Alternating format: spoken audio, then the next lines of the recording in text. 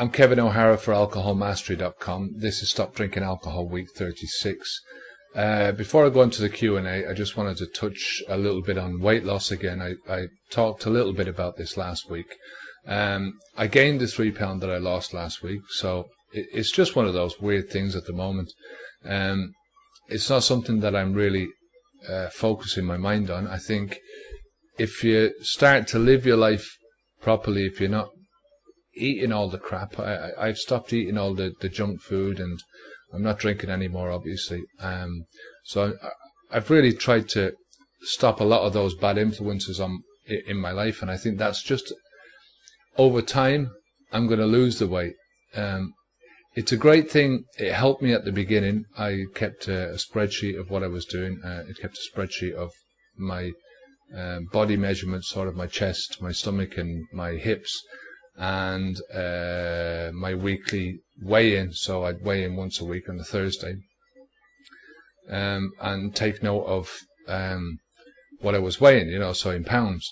And you can gradually see it coming down over the time. But the point was that it helped me to sort of refocus my mind away from alcohol at the beginning, to try and do something else. So I was getting out and exercising. I was trying to figure out my diet and what I should be eating and that kind of thing. So at the beginning, I found it very, very helpful to do that. And I think that's a lot to do with, I have lost quite a bit of weight. I've still a long way to go. But I think with the way I'm living my life now, I think it's just a matter of time before I do get to my ideal weight. So it's not to worry about stuff like that. I think once you start to live your life good, once you start to make these positive changes in your life, then your body will just naturally lose the excess weight. So the question I got this week was from Jesse M on YouTube.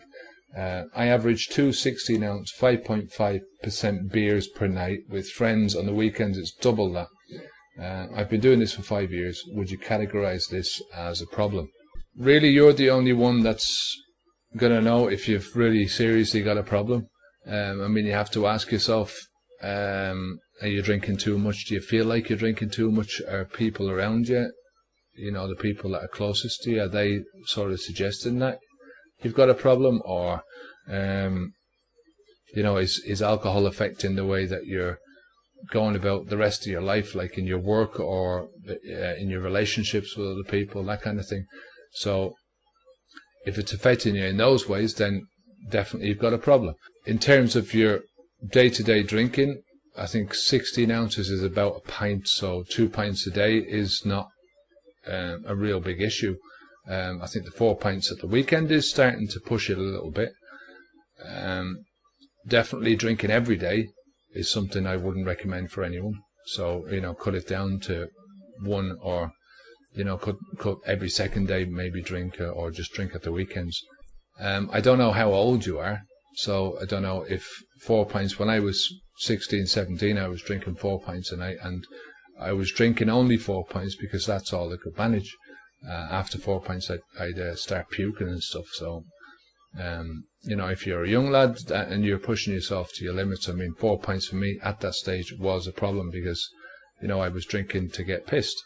So my whole philosophy with the YouTube channel and the website is to try and get people who have the same sort of drinking problems that I had to quit drinking. My drinking was all about drinking for the buzz. It was never about the taste. It was never about the social aspect of it. The social aspect came into it, and the taste obviously came into it, but they were secondary importance towards the buzz was the first thing. So once I knew that and I accepted that, then I knew that the obvious next step and the next step after that was just going to be more and more drink, because the alcohol, the way it works on your body, is you need more to get the same buzz. It's like any drug. So I knew that it was either I stopped drinking or I was heading down this slippery slope, So anyway, that's my advice to you for all it's worth. If you're going to cut down, at least try and cut down at the, 1 or 2 days during the week for a start. But overall, my advice, if you're drinking for the buzz, is to get rid of it and look for a more healthier buzz. I wish you the best of luck anyway.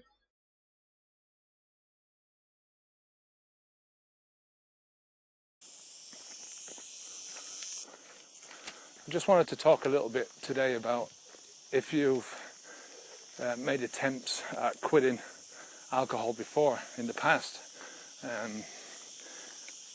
If you've had successful attempts and you've relapsed, because it's important to sort of take a look at those and look at the way that you're thinking about them. It's important for your future progress to look at them in as positive a light as you possibly can. Now, I've tried to quit drinking several times, but every time I quit drinking before, it was not really to quit for good, but it was to have a breather, you know, to get my system well, to prove that I could do it, you know. The last time I tried to quit, I wanted to stay off for a year to prove that I could do it, and I didn't prove anything of the sort. I went back onto the drink after 10 months, just over 10 months. I quit in January and went back at the beginning of November. Other previous attempts to that were 2, maybe 3 months at a time. Like I say, it was always, you know, never the Lent thing. I was not, you know, like I'm not a good Catholic boy or anything like that. So I didn't really do the Lent. But just to sort of, as I say, prove that I could do it.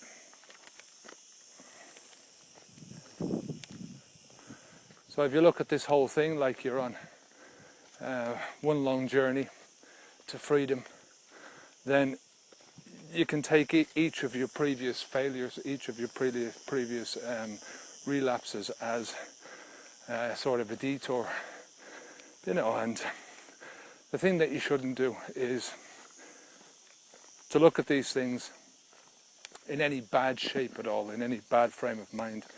You know, a lot of people, what they do when they try and quit is they start to talk negatively about themselves. They talk negatively to themselves, saying that they're no good. They're never going to be able to quit. Blaming other things, like blaming their country, like I did for a long time. It was, well, sure, I'm Irish, that's just what we do. Or, you know, my family are all drinkers, so it's just a fact of life, that's just what we do. Or another favourite of mine was, well, there's no harm in it, you know. And I knew bloody well that there was loads of harm in it, that I caused lots of harm. So,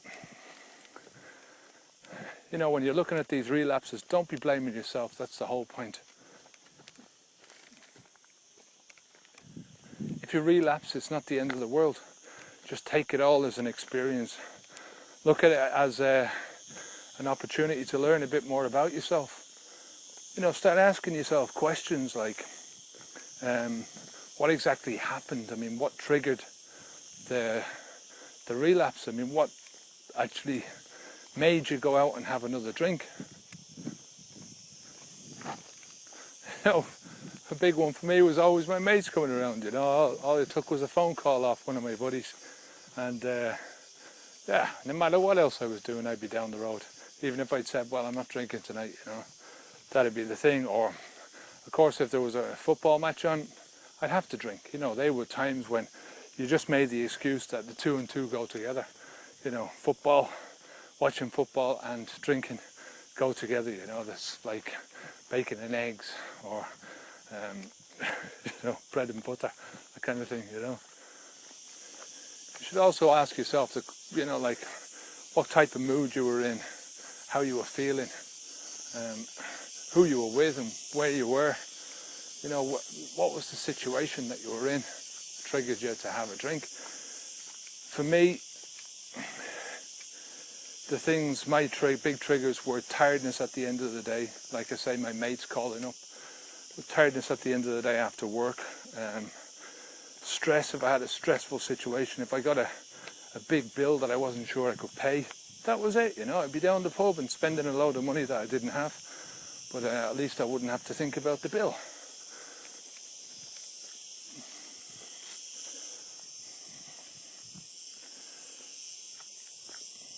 situations.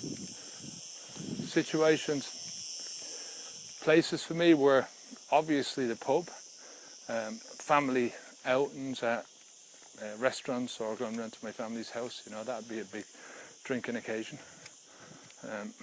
So many things. The main thing is don't blame yourself, don't put yourself down, or be bad to yourself. You know, don't ignore it either, but at the end of the day, talking bad to yourself is just, it ends up being self-fulfilling prophecies. If you say you can't do something, then your brain is going to find ways of not being able to do it. The most successful people on the planet succeed first in their heads before they actually do so in real life, you know. So it's negativity that you conjure up in your own mind that'll bring you down quicker than anything else. So you're better off making the mistakes than never trying in the first place and just keeping on going down that slippery slope.